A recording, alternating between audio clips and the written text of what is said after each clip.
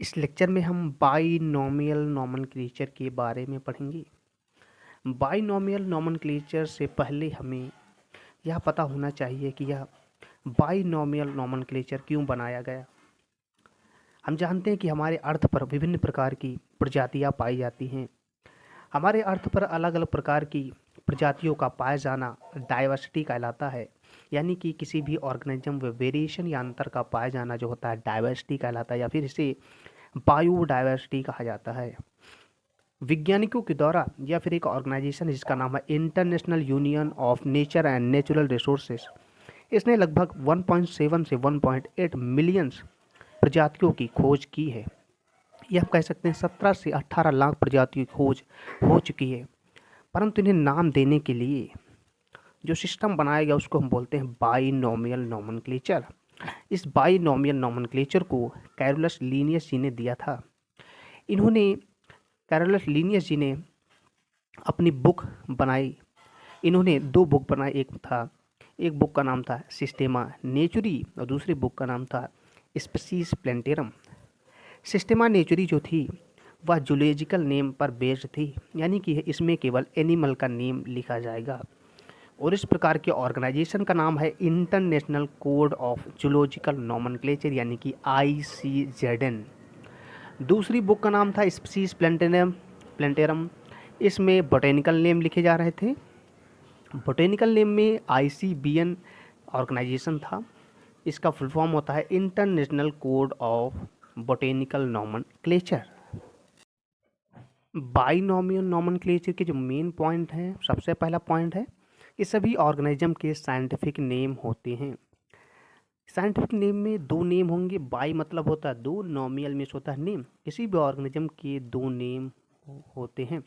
सबसे पहला होगा जीनस, दूसरे को बोलेंगे स्पीसीज। एग्जाम्पल के लिए आम का जो बोटेनिकल नेम होगा मैंगीफेरा इंडिका, इसको बोला जाएगा।